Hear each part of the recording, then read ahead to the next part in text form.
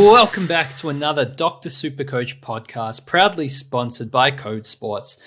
We have just completed round one of the AFL SuperCoach season.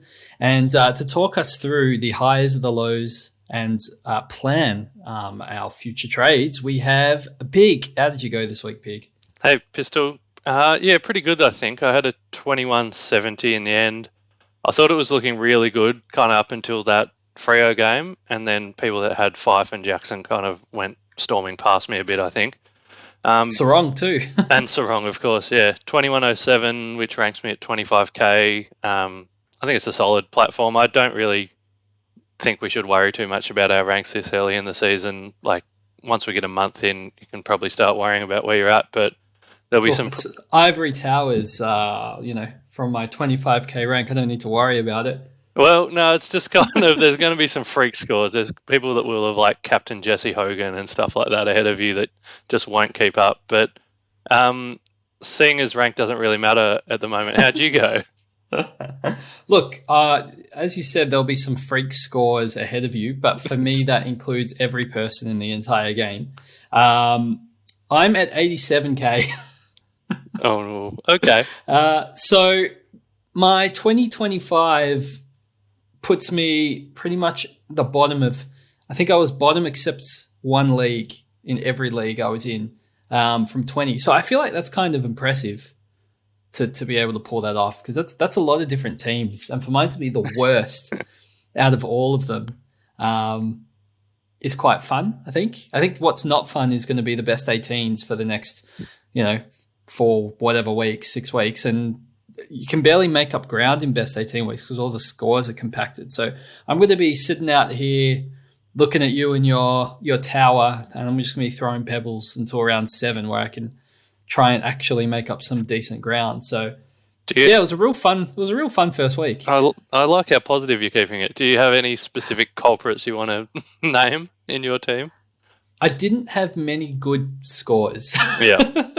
It wasn't just the poor rookie scores, but I also got the combination of Libba into Dawson, into Nick Martin, into Wines, into Hayden Young. Bontempelli was my only midfield ton, which is quite impressive.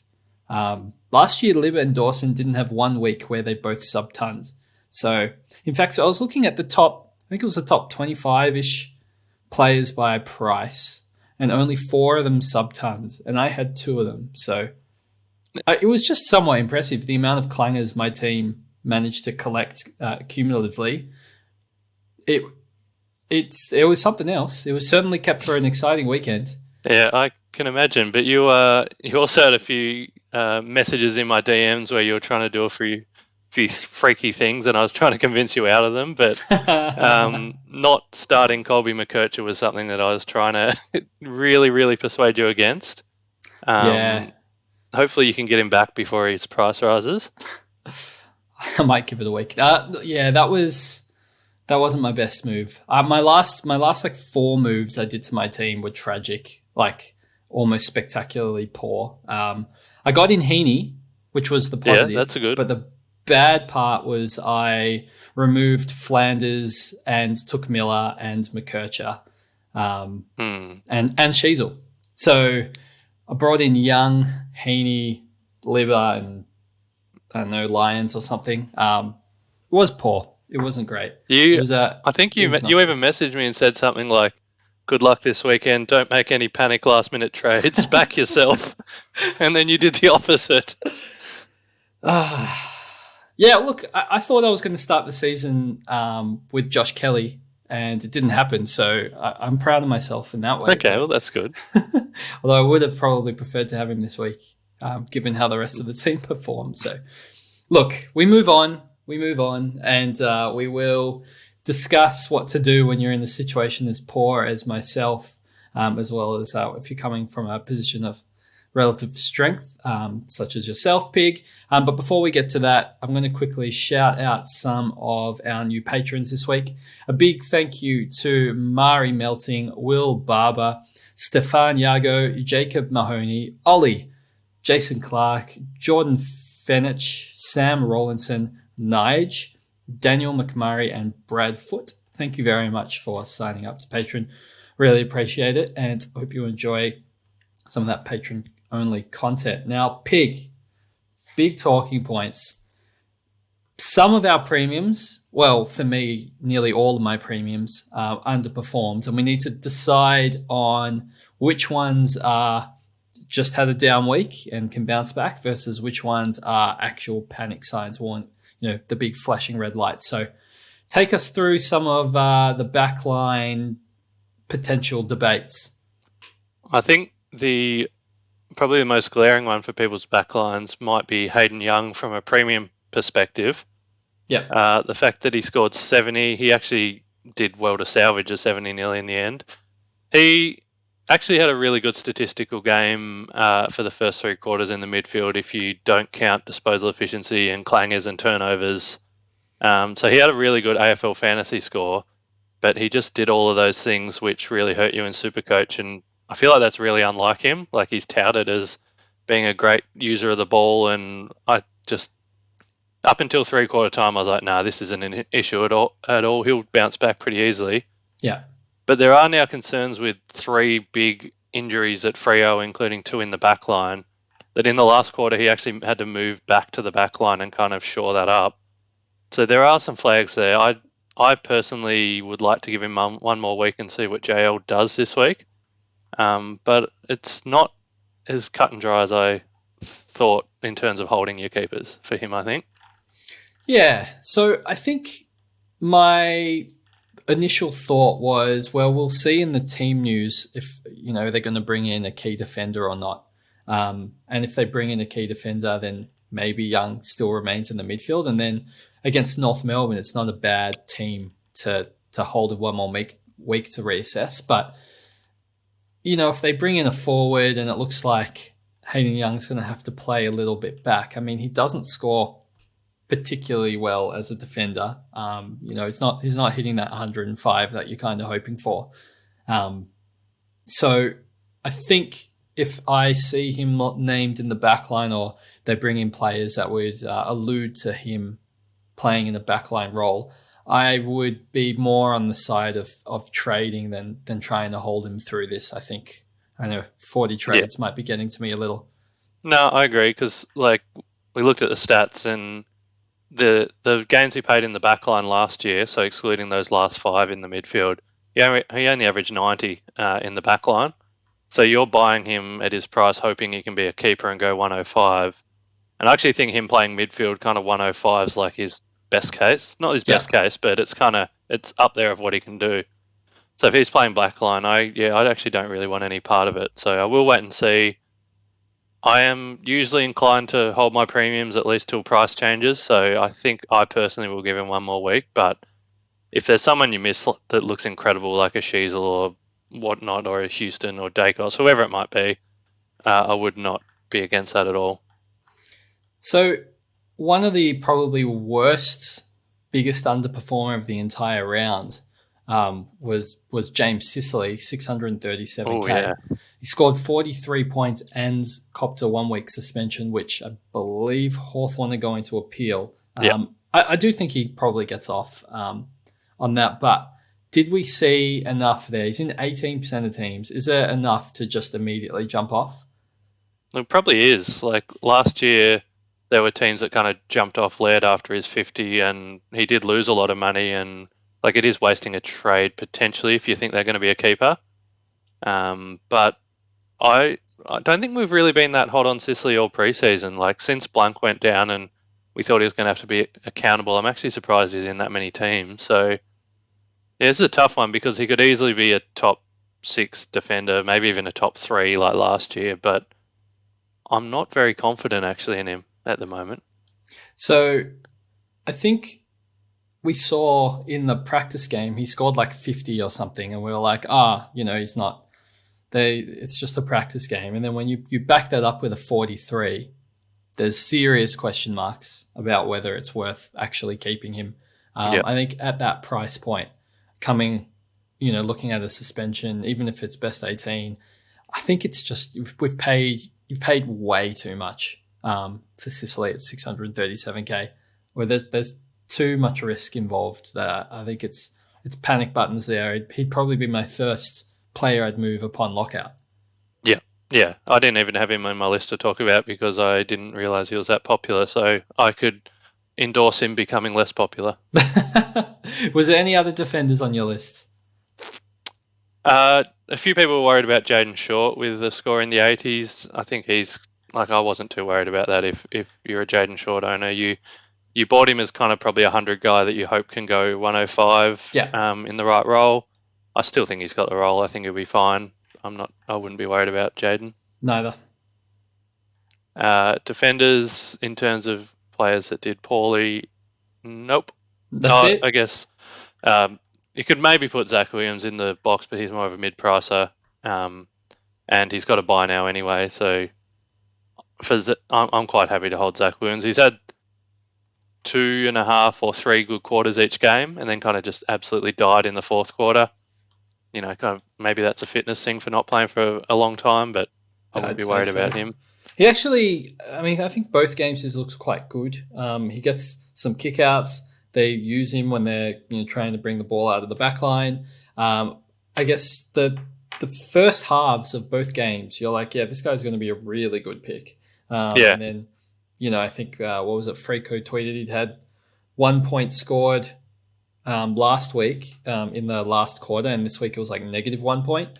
And I think it was on 47 or 48 at halftime and ended on 50s. So we can't. It's a shame, but I don't think it's a trade. I think he'll be fine once he kind of gets more miles under him, and I still think he's going to make us a lot of money if he doesn't get injured. Probably just a bit of a slow burn. But I do think he makes us at least 150, 200k. So it's a hold for me. And lucky it's best 18, I guess. So if we go on the midfield underperformers, you said you've had 2 of the big dogs. I'm talking about Dawson and Libba. Yeah. Do you want to chat about them? What do you think about those 2? It's quite funny seeing them. Yeah. So Dawson played, admittedly, this was literally the only game of the round I did not watch because it was on the same time as the Cats game, which was great. But Dawson sometimes has games where things don't go his way. I think he had a couple of them last season where his disposal efficiency was a little bit lower and he dropped some marks, and I guess it's a wet game. And I know you've watched this one, just a poor game for Dawson. Yeah, well, I didn't watch it at the time, but I've gone back and watched the first quarter, particularly because there's a little nuggety guy I want to talk about later that I'm keen on. But Dawson, he just looked like I think his CBAs and stuff were fine, and he's still kind of... It's high. It was like 84% or something. Yeah, I think he's still the number one kind of guy in that midfield. He just, in the slippery conditions, like his Berries and Crouches and Lairds weren't necessarily able to hit him with the handball and get it to him, and then when he did, he butchered it. So he was another one like Young. They actually had quite a reasonable AFL fantasy score, and you can kind of, when players have these poor disposal efficiency games, you can kind of look at the AF score and think, they probably should have been better if they hit their targets. And people like Dawson, they should hit their targets more often than not. So I wouldn't be worried. I'm pretty happy with him. Like, in terms of if you owned him, he'll still be a really good pick. But, it's frustrating when you pay up and you get a score like that. I'm not too stressed. He's 18% owned, which is, I guess, on the lower side of premium midfielders. But, being uniquely Burns is never fun, especially in round 1. But I think he comes good over the course of the season. The biggest thing for me was the CBAs. Well, he had well and truly a team high. He's the number 1 man for Adelaide. If they're going to make finals, it's pretty much going to be on the back of him and some other players' improvements. I'm pretty content with holding him and watching him again next week. And Sam Berry actually didn't go in the midfield and do as many CBAs as some of us were probably worried about. He kind of started half forward and then would just sprint to the contest and kind of tag Rao. So that kind of, there were some worries that maybe Sam Berry having a good preseason would make one of the, bit of a squeeze in the midfield. Didn't happen in this game. I think they still had their main rotation. So that'll be interesting to monitor, I guess. I'm still a little bit worried that they've got so many bodies they want to put through, but not worried for Dawson, I don't think. No, it's far from a concern. And moving on to the other great man in my team, Libba. He's only 7% owned. Talk about uniquely burned. Yep. A rare sub-ton for him. I mean, it was just, what was it, 7 clangers, 30 touches. Some of these times he looked like he received a hospital hand pass and then he would try and kick it and it would just be cut off by Melbourne. They're pretty good at intercepting. So it was just unfortunate. I don't think it's the right game for him. But next week up against the Gold Coast Suns big 4 midfield brigade, I am a little worried about how he's going to go head-to-head with Rao. I mean, amazing matchup to watch, but I am a little bit scared of how he's going to go and see if I get uniquely burnt again. Maybe a slow start for Libba and potentially an early upgrade for those that don't have him. Yeah, potentially. He also, they play at Mars Stadium and some weird things happen there. Like Caleb Daniels scored a 20, which never happens. But then also there's been some big scores. So yeah, that's a bit of anything could happen. In terms of Libba as well, I've been noticing a bit of a trend with these teams that it's their first game of the year. So the ones that didn't play round 0, a lot of them, their guns just were very inefficient and rushed and jittery and dispose of it poorly. So I'm talking about like Hayden Young, Jordan Dawson, even Libba, Nick Martin we'll talk about. All these guys haven't played footy yet this year, and it was their first game. And a lot of them had kind of poor disposal efficiency and clangers, and I wonder if that's kind of just first game jitters as well, and if they'll be better next game just because they've had a run kind of thing. Yeah, that definitely could be something along the lines of that. Otherwise, in the midfield, I think we've got to scroll a fair way down to find the next, I guess, major underperformer. Probably as low as Nick Martin. So I assume you watched your team play. I'll let you take the wheel for this one. Yeah, I watched it very closely, and Nick Martin was everywhere in the first half. He looked incredible, except when he kicked it. So he got the ball a lot. Like, I actually can't remember what it was. It might have been 20 disposals nearly at halftime or something. Yeah, it was 18. And there you go. And like they were feeding him, he was getting it in, and he was just absolutely missing his kicks. And then as the game went on, he just got tired and jittery or something, and was dropping marks as well.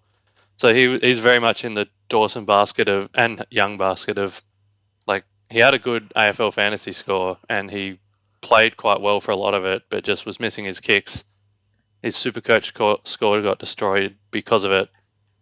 I reckon this is potentially like a big let off the hook for Nick Martin non-owners. I wouldn't be surprised with like a ton next week kind of thing. So there's no way I'm trading him out. I think he's still going to do what we hoped, but he was also just really, really aggressive. Like, he was trying to take on these kicks that no one in the world can make, like spearing it between 2 defenders nearly along the ground. Yeah, maybe not even, but he was just overly ambitious, and I'm hoping Chris Scott has a bit of a chat to him and says, "You're an incredible kick, just make the right kick." Yeah, disappointing, and I think non-owners got off the hook, but I'm still well and truly on board, and I think he'll bounce back.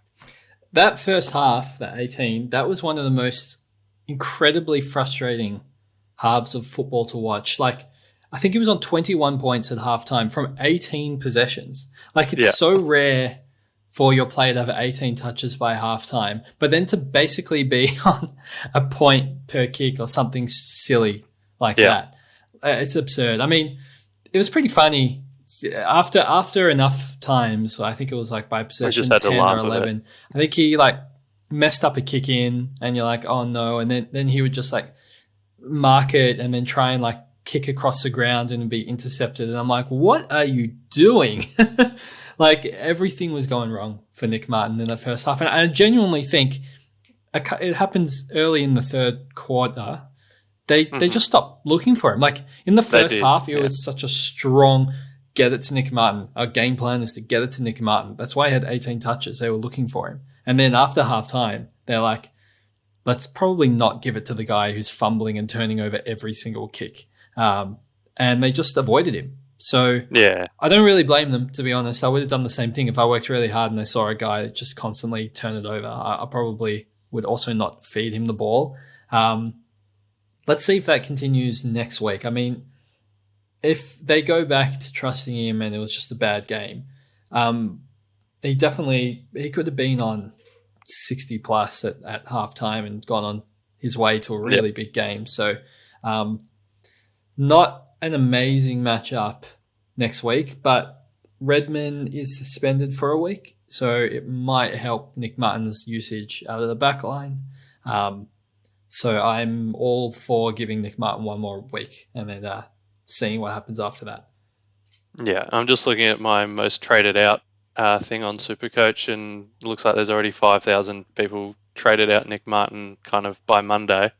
So I'm looking forward to kind of seeing those guys jump off, and I'll just ride the train. I think he's still going to be fine. Yeah. I think he's still going to be a really good pick. So I'm not worried at all. And then I guess in the same price range, we could also talk about Ollie Wine. Some people were disappointed with him. Even though he had a 94, it kind of wasn't the role people were promised. Did you watch this one? I did, and I was a little upset as well. But I'm taking it with a grain of salt because it was West Coast. The game probably, it wasn't over quickly enough. Port Adelaide probably should have put away West Coast earlier, but he had the right role at the right time and then just got rested forwards and he was out of breath. When you mentioned people that hadn't played a game and they were a bit rusty, I mean, Ollie Wines was the epitome of that. He was huffing and puffing and it was a hot day and he wasn't moving super well. But I think he had under 50% CBA, so he really rested. There were some CBAs I noticed he started in the forward line, and that kind of sucks. But let's just see what his role is for Richmond. I mean, it's a tricky line to think that maybe Ollie Wines could get forward status by round 7, but also he'll be scoring poorly in the meantime. So maybe you want to jump off. We'll have to wait and see. If he doesn't get the job done against Richmond and his role is 50% CBAs, I think I'd be very, very quick to cut him next week. Yeah, I think wait and see against Richmond. Last year, Richmond, one of the easiest teams of midfielders to score against, and they're potentially even worse this year. So, yeah, wait and see. Hopefully he pigs out a little bit. No, that's definitely my plan. Did you have another person on your midfield list? No, well, I had two names. One was just Clary in terms of keep an eye on him for, I guess, the next few rounds. He might drop in price a bit and he might be a nice little pickup kind of after his bye. Absolutely. His time on ground's been pretty low for compared to his usual, and he's still racking up the disposal. He's just using it terribly. So he's going to be a seriously good bargain at some stage. I also had a few questions about John Newcomb. Yes, you would. And which I've talked him up in the preseason. I thought he'd be able to go 105. I probably still think that. I think he's just had a poor game. But he only had one tackle in this game, and this is kind of what I've been talking about in the preseason. Why did he come in the league as a tackling machine and not that big of an accumulator? And now he's switched it, and he's getting around the ground for marks and disposals, but can't lay a tackle. So if I had John Newcomb, I'd still hold it for one more game because his price won't change. Yeah.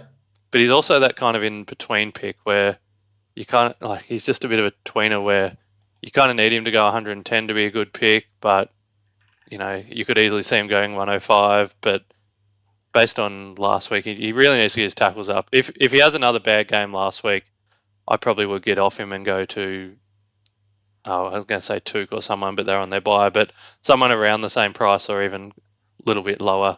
Yeah. So, yeah. If Newcomb has another, I'll give him one more chance, but if he has a bad one, just yeet him. Alrighty. Jumping into the rucks, I think there's two major talking points. We've got to start with Brodie Grundy.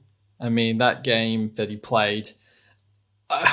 So, firstly, he's got to stop giving away free kicks. It was 7, wasn't it? It's beyond ridiculous at this point. He had so many last week, and he's backed it up again this week with another 7 frees against. I mean, 9 clangers for the match. It's a ton. He scored a ton, but he just gave away 30% of his points and free kicks. Like, it kind of looked like maybe Darcy Cameron, because he'd been his understudy, kind of knew how to play him a bit. But then also, a lot of the free kicks I saw he gave away were Mason Cox, and it looked like just a height thing. Like Cox was reaching over him and Grundy just grabbed him around the waist. Yeah, it was ridiculous. He's in he needs to calm down a bit. 73% of teams. If he puts out a sub 70 score next week, would you consider moving him on? I won't, because he has West Coast the following week. It's a good counterpoint. And I want that matchup. So no, he doesn't. He has West Coast in round 4, sorry. But you and I have talked about this as well, and I kind of mentioned it a bit. He has easily the hardest run of all rucks up to his mid-season bye. So I was like, Grundy's always been a stepping stone to English for me. I was never planning to keep him. My hope was that he could actually make enough money before round 5 and English would come down a bit, and that could be when I switch them. So Grundy needs to kind of have a few more good games to make that possible. He's got Goldstein in Sydney this weekend, which Goldstein's kind of middle of the pack in terms of hardness. The SCG is a good ground because there's a lot of stoppages. Then I believe he goes to the MCG and plays Nank, and Nank's actually quite hard of a matchup. And the MCG's not that great of a ground because it's wide and open and less stoppages. Yep. So there's 2 not ideal matchups, but then he does get Bailey Williams and West Coast before his bye. So I'm hoping he can kind of still make a bit of money. I would like him to make 100K. I don't know if that's asking too much, but that's what I'm kind of hoping for. I'm still going to hold him because, like you said, if he didn't give away those free kicks, it's a ton, and we're not really even talking about him. Yep. I think the issue is twofold. One, we see Tristan Sherry, who's cheaper than him, score 107.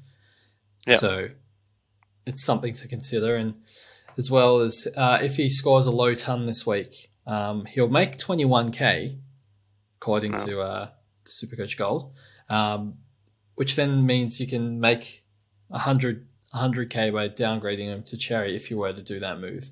And that 139 falls out of his rolling average. Yeah. And then your chance of him making his, let's call it English money, becomes basically zero. So something to consider. It's a tough one. I also on Tristan Cherry, he played Kieran Briggs, which is one of the easiest ruck matchups in terms of like hit outs. And Jerry himself is actually a very, very good hit out ruckman. So not surprised he dominated Briggs. He now goes to Freo and plays Luke Jackson, who's also a very, very easy matchup. So I actually expect but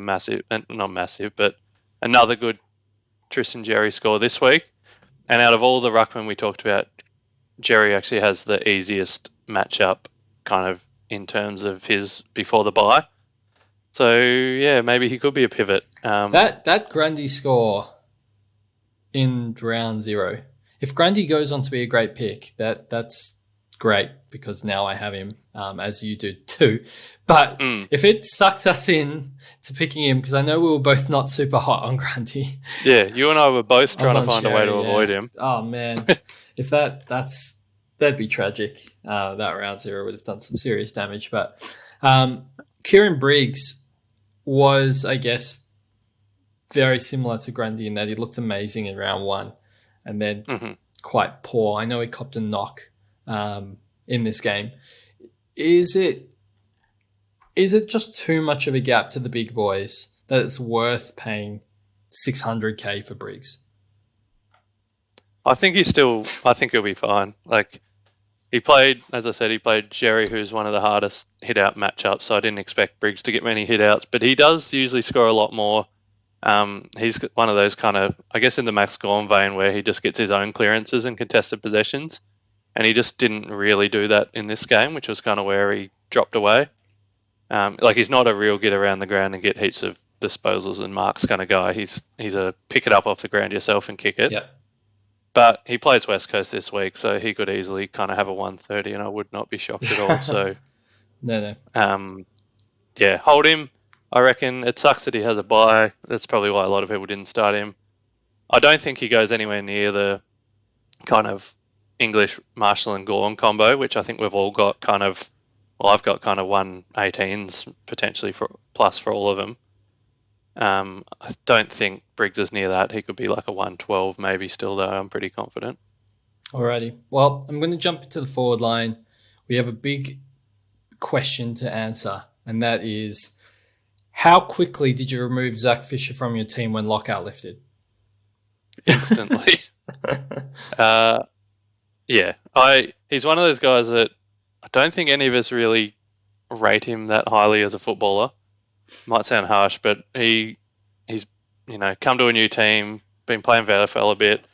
He's one of those guys that he can occasionally rack it up, but this one he butchered it.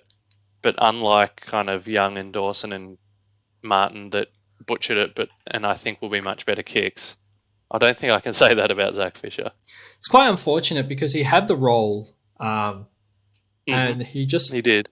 Just looked like it was very similar to Martin, as you said, where they just were like, he keeps turning it over. I'm just going to stop giving him the ball. And if I was in a situation where my team wasn't in shambles, and you only had a minor rookie correction trade, I'd probably give Fisher another go. But I do think that he's the easiest way to make any money and fix any issue that you want in your entire team. Like if you have one problem, just downgrading Fisher gives you the money to fix that problem. And it's pretty hard to say no. Well, yeah, we were talking about before we came on that you were expecting kind of Sheasel to have the main distributor role, but then Fisher to be second and McKercher to be third.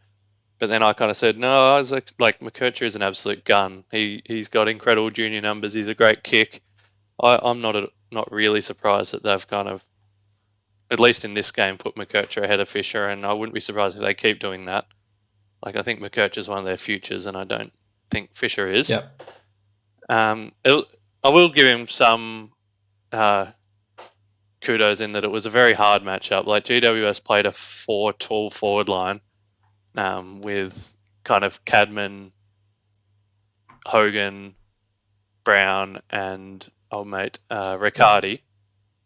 And there were times when all four of them were on the field at the same time. So Fisher actually had to be a key forward and try and stop like a Riccardi or he a was Brown. on Cadman at one stage. It was a one-on-one marking contest, and Cadman just yoinked it from above his head. I'm like, this is a bit sad.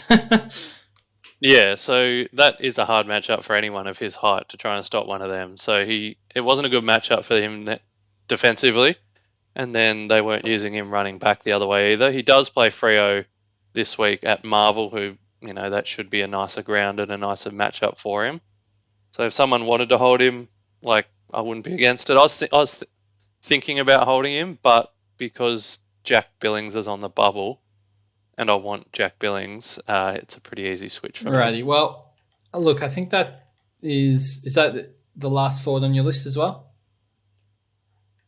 Yeah. Yep. All right. I think the best thing to do is have a little chat before we get into the mid prices, because I know everyone loves to talk about them as their corrections in round one. Yeah. Let's just talk about, I guess, the primos, any line, anyone you want. Who were your, let's say, top 3 exciting premiums that you wish you could have traded in or will look to trade in or think that they're worth trading in this week? Well, I'll probably I might group it into a few categories. I think there's the round 3 premiums, Gold Coast and GWS, and there's so many in that bunch that are incredible. So the main ones like Tom Green, Tuke Miller, Matt Rowell, Noah Anderson, Sam Flanders, Lockie Whitfield. I'm even going to put Will Powell in that because he's averaging 120 to start the season. And when I went back and watched that Suns game, he is another level. People picked him last year as a breakout. I think they might have gone a year early. Will Powell could easily be a top 6 defender, and I wouldn't be shocked. So all those guys, I personally don't want to trade them in because they've got a bye next week. But there are a lot of people keen for it because a lot of these guys are probably going to go up about 30K. So it's really deciding kind of, are you happy to cop a 30K loss, I guess, but not have the points loss on their bye? or do you just want to get them now while they're cheaper, cover them with a rookie, and then have them for the run home? Yeah, like I said, I've already got Tom Green. I started with Tom Green, so Damn it. which I'm very happy about. I'm sure you are. But so I don't want to take another one on, and I would probably recommend that people just pay the extra 30K in 2 weeks after their buy, and then get them with only one buy for the year. But what are your thoughts? I could easily see the argument for buying them cheaper. Yeah, so when lockout lifted, I'm like, oh yeah, I'm going to trade Hayden Young to Flanders and then just call it a day. And then I slept on it, and I'm like, it doesn't feel great.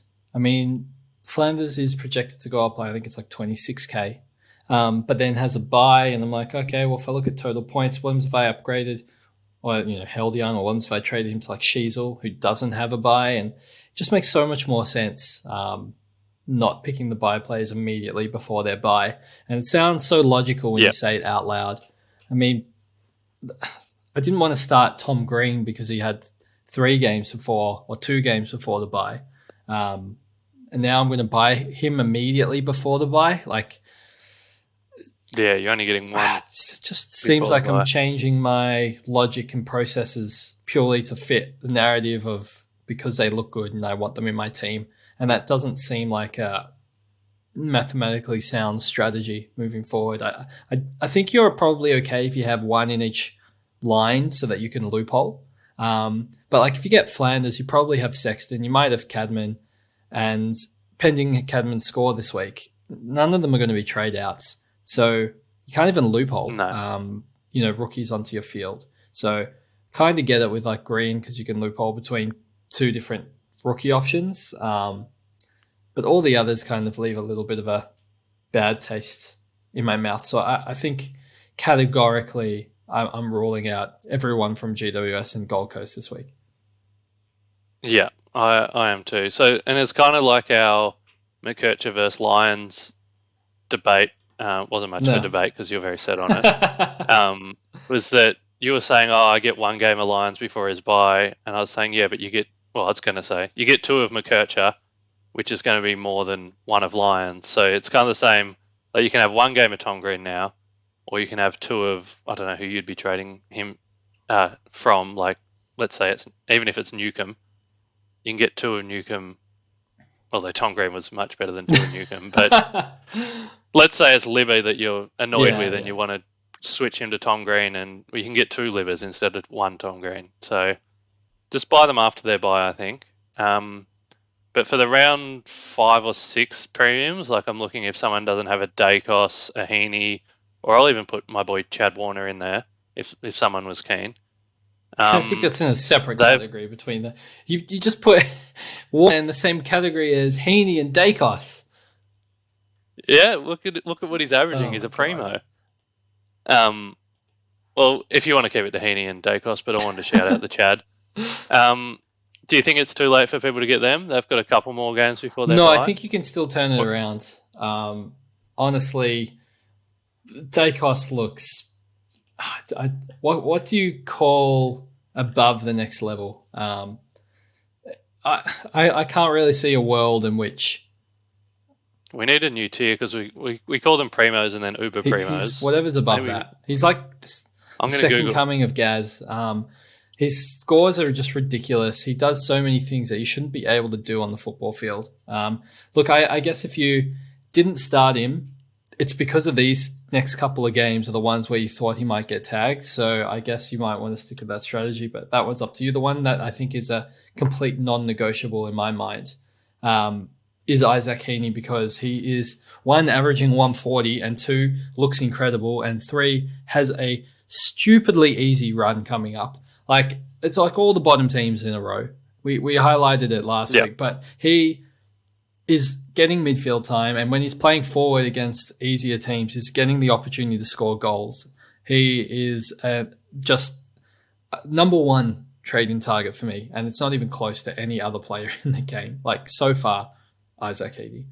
Yeah, so I agree with Dacos. Like, if you didn't start him before that, your reasoning hasn't changed. Like, you're maybe hoping for a bit of attention from Sydney, but you were more kind of he might get tagged by Finn, then he has a bye, then he might get tagged by Drew. So I guess for Dacos, your rating hasn't changed, but Heaney, averaging 140, has a break even and a negative 12. So just based on that, I'm just looking at the SuperCoach. Even if he scores, what are they projecting him to score? A 91, he still goes up 50k in a week, and he's gonna do more than 91. And like you said, he just played the worst team in the league, and now I'll just pause for effect. Do you want to? Now he plays the next worst team in the league, Essendon. So yeah, he played Collingwood, who were at the bottom of the ladder. Got a 136. Then he plays Essendon. That should be pretty easy for him. Essendon have actually won their 2 midfield battles the last 2 games, but they've played Geelong and then Hawthorn. So I don't actually think they're that good. No. So yeah, Essendon, Richmond, West Coast, Gold Coast now might actually be a harder matchup, but he'll still be fine. Hawthorn. Oh yeah, so that's before his bye. Essendon, Richmond, West Coast before his bye.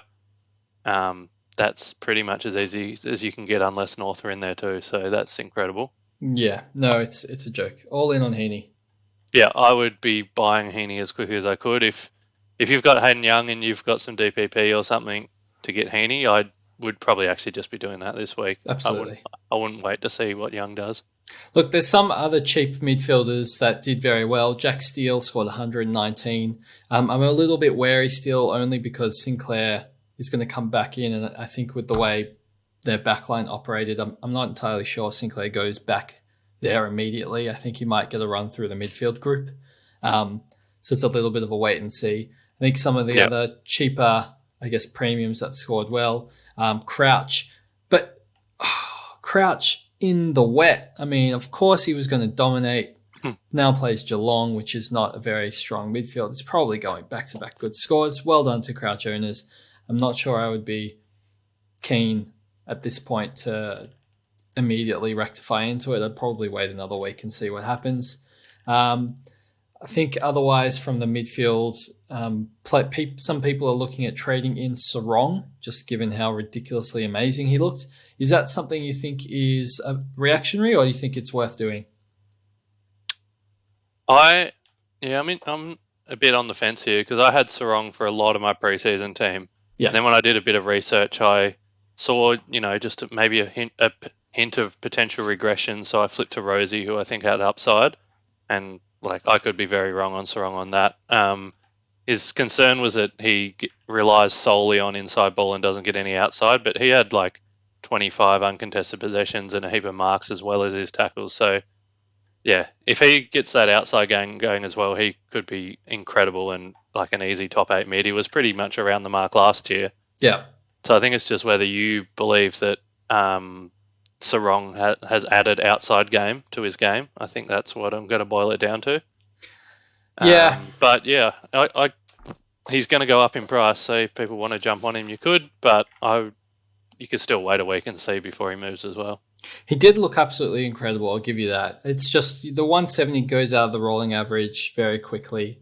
I do think we'll get him cheaper at some point. I'm not sure we have to move heaven and earth to grab him, even though it was an incredible performance. If he does it again this week against North Melbourne, which he very well might do against North Melbourne, but surely there's some sort of heat that he's now attracted after his performance, and I'd like to see how he goes before bringing him in immediately, just to see how he handles that. So I think if you can wait a week, that would be my play. Just on him, last year, I traded Noah Anderson in, and he went a 170. I think that was at 550k, and then he rocketed up to 650 in a few weeks. But then he put together a few 105s, and he was back to 550 kind of within another 6 weeks. So just because someone's had that big score, like you said, it goes out of their rolling average quick. They could be at the same price in 8 weeks. Yeah, no, that's exactly right. On the defense side, I think Sheasel looked incredible. It's not a massive surprise. He's in 50% of teams, but just being that main distributor for North Melbourne, it's such a good role. It truly is an incredible role.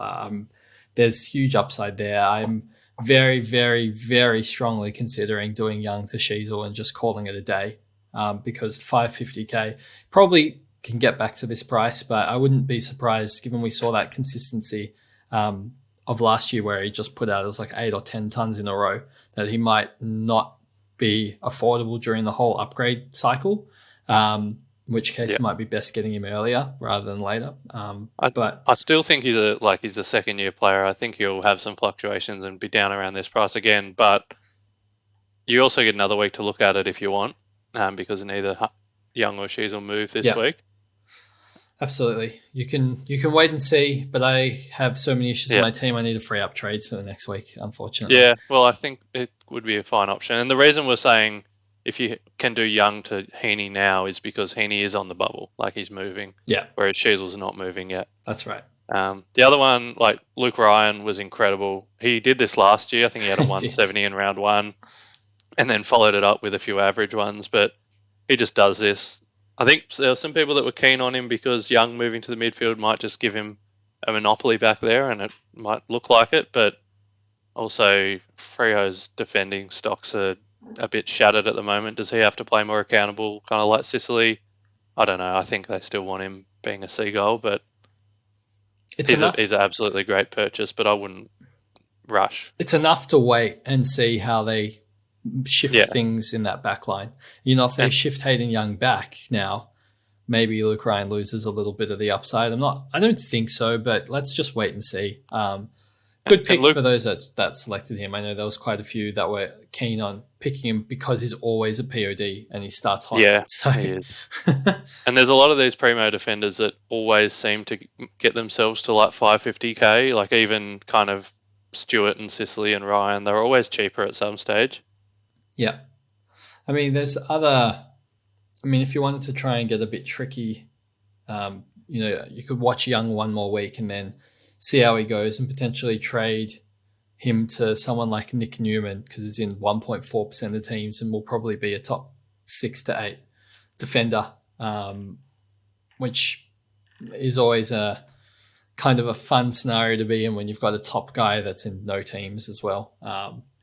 It's a little bit of fun. Yeah, I'm not as big on Nick Martin. I think he's in not many teams because he's not going to be Nick Newman 6 to 8, and I don't know why. I just haven't bought into the hype. Maybe it's because I didn't own him last year.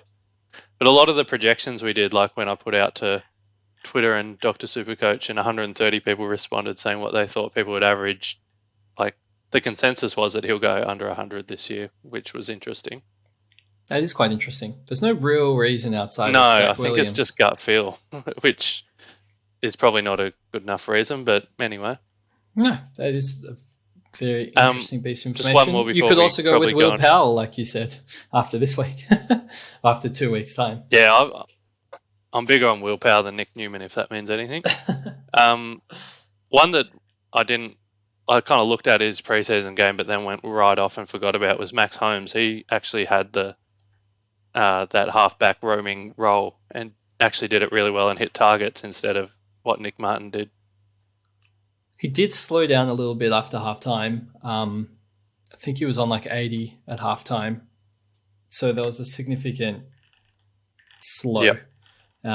So I'd probably give that another watch and see how he performs. Now that teams are aware of it, they might want to also try and shut it down. Yeah, and St Kilda were the easiest team for defenders to score against last year. So he's, I guess, had his good matchup. Be interesting to see what he can do against Adelaide. I can't remember where they rank for defenders, but I know St Kilda were easy. Yep. So I think that's all I kind of had for people that have done well. Did you have anyone else? Look, there'll be some people that are probably going to be a bit hot on Jeremy Cameron, given how well he started last year, as I can kind of see. But I think with a lot of these guys, you just need to give it another week of data just to be able to see what happens and get a bit more clarity. I think it's usually the best way to play it. What about Jesse Hogan?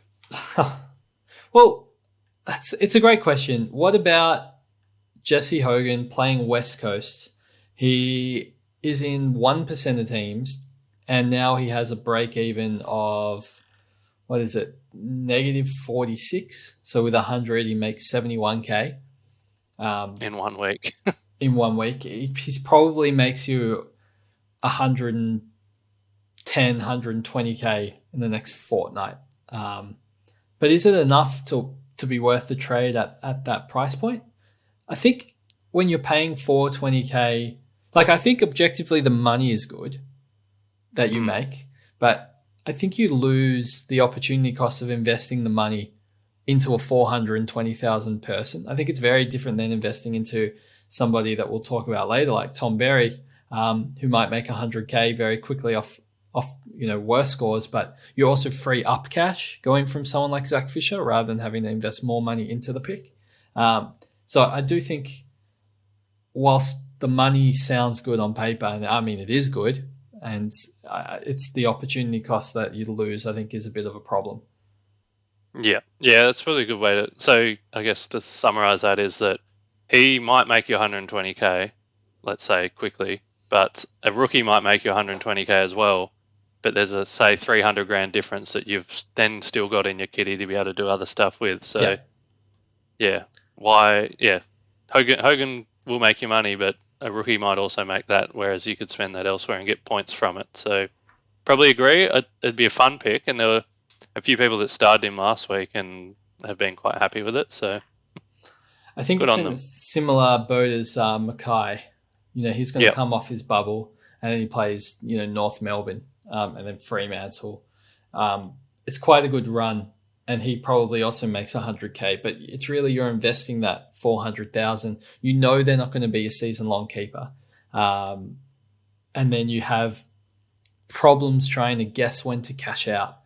And that part is also quite a difficult part of the game, because it takes one bad score and suddenly they've lost, a bunch of the money that you've got them in for, and you make 50K with the trade, and it ends up a wasted trade. Yeah, I guess the plus side is it as well. You get those points on field, like you get 165 points on field, whereas a rookie can't do that. Absolutely. So yeah, weigh it up, but I'm more towards let the rookies make your money and let your primos, your keepers, score your points. Alrighty, so we've got to get into it now. We just mentioned Tom Berry, there's so many different mid prices. There's so many different rookies. So let's just go through the ones on the top of your watch list and any ones you think that you need to move on this week.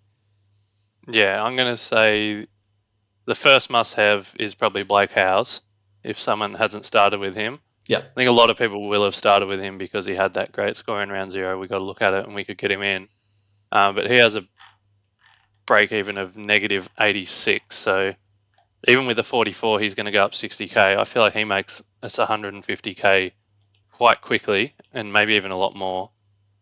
So here's my number one. If you don't have Blake Howes, I would say absolutely go get him. Yep.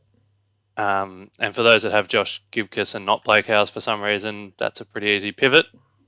My number two, it probably actually is Tom Berry, and you and I were talking offline, because we talked about him after the round 0 score, and we kind of gave him a bit of stick for laughing about him that he had a 60 with only 6 disposals. Yes. And we're kind of laughing about, that can't be very consistent. That's not going to happen again.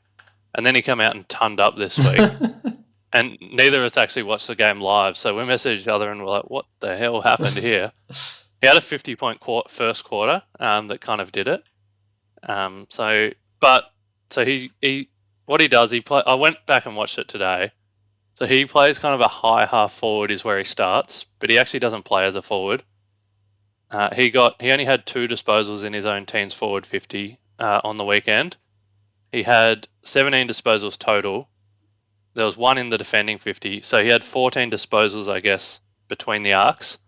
So he was starting forward, but then he was sprinting either into the contest or into the opposition defence and getting a lot of his kind of disposals around there. So he's not actually really a true forward, I guess. And we worry about small forwards and their scoring, but he actually gets around the ground. His heat map is pretty heavily defensive half, and over half of his possessions are in the defensive half. So yeah, he's listed as a forward, but I'm not really calling him a forward. He also does a lot of kind of 1%ers, pressure acts and tackles that I think actually in SuperCoach give him a really high floor. So that's probably where his 60 from 6 disposals came from. He tackles a lot, like he had 7 tackles in this game last week. He had 15 pressure acts, which is, when I looked at it, more than Riley Sanders, more than Colby McKercher, more than Caleb Windsor, even more than Harley Reid, who was playing midfield around the ball. So he's one of those kind of grunty, pressure, tackly players, which Supercoach really rewards, and kind of I think that's really good for his floor. So with a 60 and a 100 in his rolling average and now a break even of minus 75, Tom Berry's come into my team, and I think he's going to make a lot of money quickly. Even if he scores a 50 and then another 50, he actually makes 100K, even if he goes at 50s in 2 weeks. So I think he can do better than that. Like, I don't think he's going to put out these hundreds much. I think he probably actually is more of a kind of 60 guy. But even, a couple of 60s in a row, he's made you 120K. There's a potential for another spike score just in the way he plays. Like, yeah, on the AFL app, you can click on a player. So I watched the first quarter, which is when he scored heaps. And I was watching him so closely. I don't think anyone's ever watched Tom Berry in a game this closely, apart from maybe his mum. Yeah. But then you can go on the AFL app and you can look at their highlights, and the AFL app actually lists every single thing they did in the game and shows you a video of it.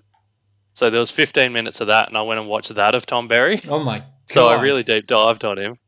And a lot of his points are like it'll be a contested possession, so he gets points for picking it up. He had 9 contested possessions to 8 uncontested, which isn't very common for a forward flanker.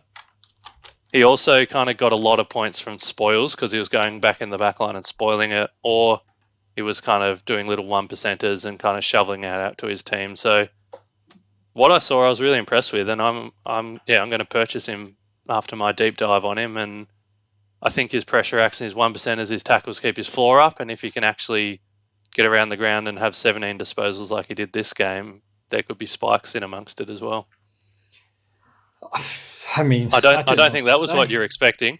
No, definitely wasn't. I think the part that I'm a little confused about is that, one, he doesn't seem to be like a particularly high disposal getter. Even looking through his VFL stats last year, no, it was a lot in the teens, and it wasn't really that many other stats.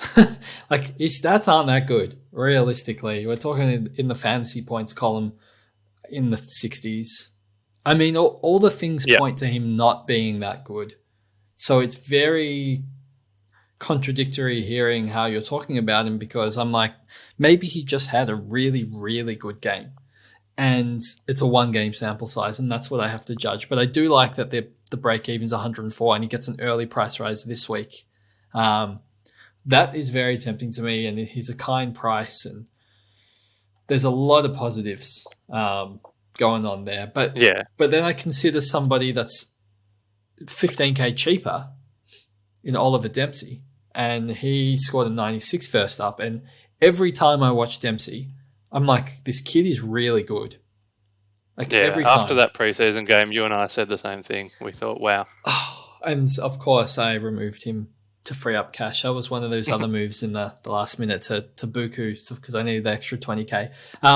But Dempsey is a really good player. He plays Hawthorn in round 3, North Melbourne in round 5. So he can have games to, I guess, restart his cash gen if he ever puts out a 30. He just, it's hard to pick someone like Berry, who's a bit of an unknown and his stats aren't that good, and compare him to Dempsey, who just looks so good every time I see him. And Dempsey had 103 minutes on ground as well. So he had significant game time. It's hard not to think Dempsey's going to take it to another level. He's just a very good player. But he doesn't rise in price. What about he doesn't rise in price this week. So that's got to be considered. That's right. But what if we do the taco emoji and say, why not both? I mean, you could definitely get Berry this week and Dempsey next week, but people are running out of spots in their forward lines, because at the same time, we've got Billings being resurrected out of absolutely nowhere. And he's essentially been removed from all of our sides because of his sub in round 0. And then all of a sudden, they play him, and he has one of the games of his life. He scores 119 SuperCoach. I think he had 140 something Dream Team. Yeah, but 15 marks or something. 15 marks, and he still played that like high half forward wing sort of role. It's not like a sustainable sort of gig, but he plays Hawthorn this week at the MCG. I mean, it's very possible he goes back to back here. Well, yeah, I'm looking to get Billings in ASAP, as in like he's in my team now because of it. He had the role we had in preseason, and I think it's actually the kind of wingy half forwardy bit we say often isn't good for Supercoach, but when you're kind of the designated kicker kicking to the full forward leading and you can get a lot of score involvements, you can get some boost from that as well. And I actually think that he's really, like, that's what they want him doing, and I wouldn't be surprised at kind of a few more spikes from Billings. So, yeah, I can see what you mean about our forward line getting congested. I guess Lazaro could be someone we could cull. Jai Clark if we had to. I still think Jai Clark would be a fine pick, by the way. I think he just was very out of his depth and didn't... Well, not out of his depth, but he didn't have a good game. Well, a disposal per point. Yeah. It's Nick Martin. So 13 disposals. This is not horrible. But what he did with them was... But like if you had to cull him and then kind of move Windsor into the midfield to free up 2 rookie spots, maybe you could do that. Not totally sure yet, but yeah. I'm buying Tom Berry because of my research today, and I think he's got a good floor with his contested and pressure act game, but I also probably will want Dempsey the following week. So I might actually have to plan out how that would work. I mean, there's a lot of rookies that look quite good. Windsor, before he got subbed, looked like he could have, turned up. Great. So he looks like he has some really good scoring potential, and he's going to rise in price this week as well.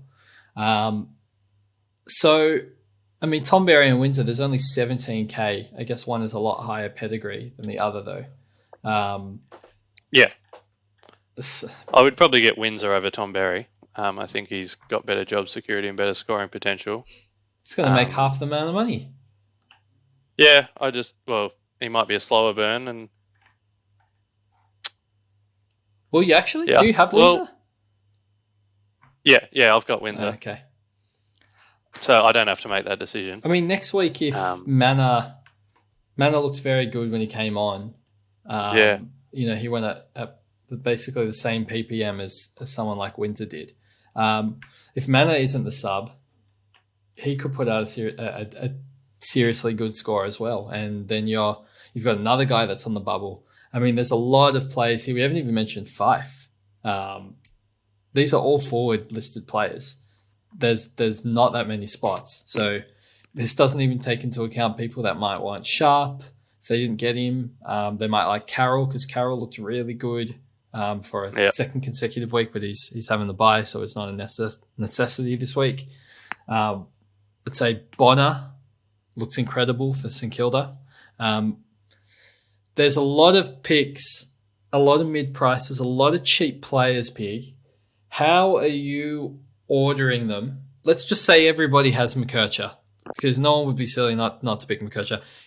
How would you rank, just throwing a blanket? I mean, maybe don't give me all of them, but your top 3, actually your top 5 in order of the generally we'll call them missed rookies and premiums. How would you decide this? You can throw in D'Ambrosio in there as well. All right, so my top 5, let's have a think. It's a hard question on the spot, sorry. Yeah, that's all right. I'm probably going to put guys like Massimo and Fife down a little bit because they're not on the bubble yet. Yep. And I'd like to see another a view of them. They could be really great picks. I also wouldn't be surprised if someone like Massimo could pot out a 50 next game if the other defenders get it instead. So I guess the missed ones, who are we looking at? Then there's the rookies who have only played one game, like we talked about, Dempsey and Clark. So for me, let's have a look at some break-even. So maybe, I think if you don't have, Blake Howes is obviously going to be one. Everyone should have him, so I won't include him. Aaron Cadman, Matt Roberts, everyone should have. If you don't, probably go and get them. Yep. So I do rate James Jordan quite highly, although I'm not sure if everyone probably has him and we're not going to include that. You can include him. Yeah, so I'll probably put James Jordan and Jack Billings at the top in terms of the mid prices. Yeah, but which one? I am going to say Jordan. Okay. I just think he probably has a better floor consistency with like his inside game and his tackles. Billings could go up and down a bit with that kind of relying on outside role, but I think they're both great. I'll probably just say Jordan ahead of Billings. Yeah. I don't think Billings is going to be a sub again. Like Goodwin did say after that round 0 that kind of we wanted to just make him the sub so he can kind of see our system, or he said something like that, and then we'll let him loose. I think they've let him loose now, so I'm happy with that. Sharp, I didn't actually watch that game, but he's been, they got him for a reason. He's going to play wing. Erasmus and Chapman are still there waiting. There's a little bit of insecurity there maybe. Erasmus was sub, I think. Yeah. And then came on. He was. Sharp looked very good, by the way. Like, very, very good. I was a bit, not upset picking him, but hesitant, and he was great. All right, so then who else are we kind of thinking of? I guess if people miss Windsor, I reckon he's one you should go and get. I've talked up Berry. I was going to say, where are you putting Berry and Windsor and how? I haven't ranked the rookies yet. No, you put them all in the same I'm trying category. to work out. It's mid prices at all. All right, so let's go James Jordan. Yep. Jack Billings. Okay. And I'm putting these two ahead just because I think they've got higher scoring potential as well. Like they might make the same amount of money as a rookie, but kind of get you 80s on field. Sure. Yeah, I'm then going to go Caleb Windsor, probably for the job security and the scoring. Then we'll go Tom Berry because I do think he's going to make us a lot of money. Like I think he can make us 150K in a month. And then I'll go Sharp just because he's only played one game. But Sharp could probably... And Dempsey. I'll put Dempsey ahead of Sharp just because I've seen Dempsey play and I really like what I saw. But they've just played one game. So if they have another 90, for example, they could become kind of must-have. And it might even be after culling someone like Jai Clark, who I'm pretty confident will come good. We did our research and picked him for a reason. But with a 13 in your starting... when someone's got a 90, it's all about quick cash. Is there anyone you think I've missed? Because I don't actually have a list. I'm kind of just winging that. I mean, it depends if you really want to rule out all of the single game players. I mean, Fife and Bonner would probably be in discussion. For most people, I think this week, they're probably still deciding whether to trade those guys in, as well as Mass. Yeah. Look, if we want to include those guys, I think I'd probably put Fife number one. Out of let's say the mid prices that have only played one, I think he does he's got that inside role. He looked like a really good player. I still have concerns about his body and being subbed out. Like that's just me being conservative. So I'm not going to trade Fife in this week, but I probably do want him if he has another good score. But I just want to see it. So at the moment, I've got the funds. I could go Lazaro to Fife right now. But I actually think I might sit on that and wait a week just to make sure Fife's body gets through, and then I'll do it next week. Bonner and Massimo, I think, are both really good picks, especially if we see another round of them doing what they did this round. Both of them I got a little bit of questions in terms of, like, Mass was playing wing, but he'd push back to defence and get a lot of the kicks coming out of the 50, but that could be Impey or someone else doing that in the next game. Bonner, there's still question marks with Sinclair, but I actually kind of think Sinclair might play mid and Bonner will be fine. But yeah, I just have more questions on Bonner because we haven't really...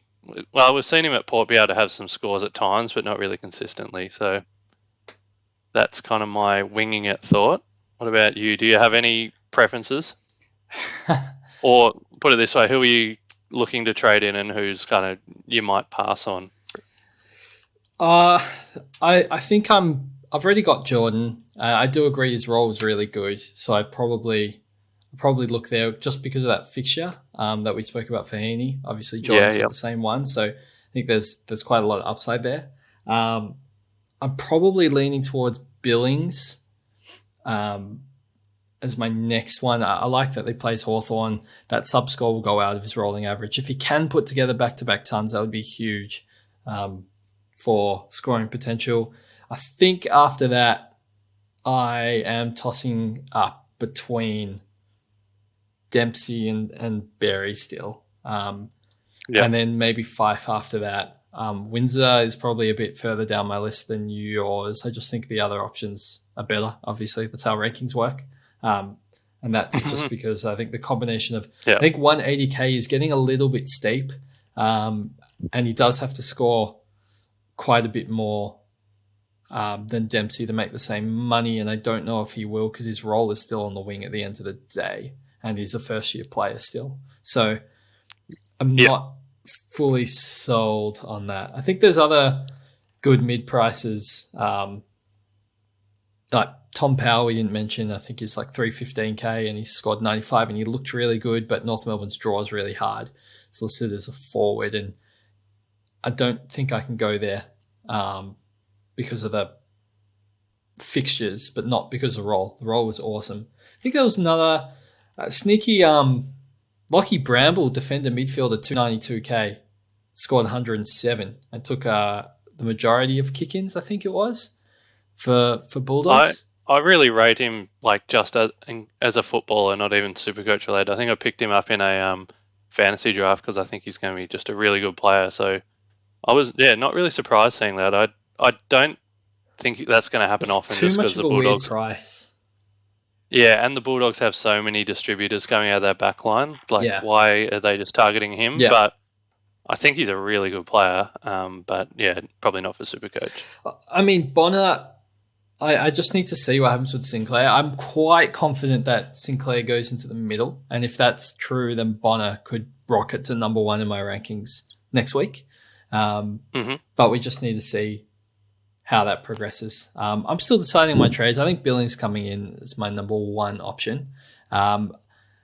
Honestly, could go anywhere with the other two trades if I boost. I don't even know if I'm going to boost. We'll figure out as we go. But I guess one of the takeaways from last year is that like you don't have to have every rookie that pops off. You want to get like as many of them as you can, but you might miss one or two, and maybe that's just because there's only 8 forward slots. You might have to miss one or two. But talking like somebody who didn't miss all the rookies last season, I see. No, I'm sure I missed a few, and I traded and one of the reasons I'm not wanting to trade a Dempsey or someone in this week is because I did get burnt by like a Blake Drury last year, trading him in after one game, and then he never played again. So that's kind of why I've ranked like the Windsors higher than the Dempseys and the Sharps, but that could probably change in a week. Yeah, so it looks like you've learnt your lesson, which is something I'm incapable of doing. So I appreciate you being on here with me, to talk some sound Supercoach advice, Big. Did you have any, I guess, final words of wisdom? My last question was just around boosting or not. If you are pretty confident that you're going to do 2 trades this week, do you think, and then you can predict already one that's going to happen next week, like let's say it's getting Jack Carroll in, do you think you should just boost and do that now so that it's done, and then in case there's a heap of carnage next week, then you've got 3 if you need it? I really think next week most people will use 3 just because of they're trying to optimize their team. So I think that's pretty much locked in. Look, the boost, it might hamper your upgrade cadence if you run out of boosts. I know for me, I ran out of boosts really early last season, and it did hurt when I copped an injury and everyone was upgrading that week. Yeah, and you only had 2. I only had 2, so I had to trade out the injured player, and I kept being one step behind. I couldn't get Sicily at his lowest price, and then I couldn't get there was someone else that was at their lowest price, and I just kept missing by a week because I'd run out of boosts on injured players. So they did provide quite a lot of value. So I prefer not to boost. I'm really trying to only use 2 trades this week, knowing I'm likely to use 3 next week. But at the end of the day, I think it's all very much team dependent and how you went. I think it's really just like how you went in the first week, how your team's looking, And if you have like obvious holes to fix up, I mean, a lot of us have Gipkus, who has to be traded. I don't think Zach Reed needs to be traded because he's probably going to come back. We'll wait and see on that one. And Jai Clark, you probably can give another week as well. I think realistically, Gipkus is the only player that forces your hand unless you also had Sicily. But everyone else, technically, you can wait on. So I think I would do my best to just use 2 if you can. If your team's in a bad state, just use 3 and get it. The difference between having 3 boosts during the upgrade season and 4 boosts is 1 injury trade, and pray you get lucky. Yeah, I agree about kind of holding Reed because I think we picked him for a reason. He'll come back in the best 22. I still think he can be a good scorer when he's healthy and playing, so I think he'll still make a fair bit of cash for us. It might just be a bit delayed in terms of everyone else, but sometimes it's good to be having cash coming in towards the end there. All right, awesome. Thanks, everybody, for listening. You can find us on all of the classic platforms where you listen to podcasts. You can find Pig on Twitter at pig_DRSC.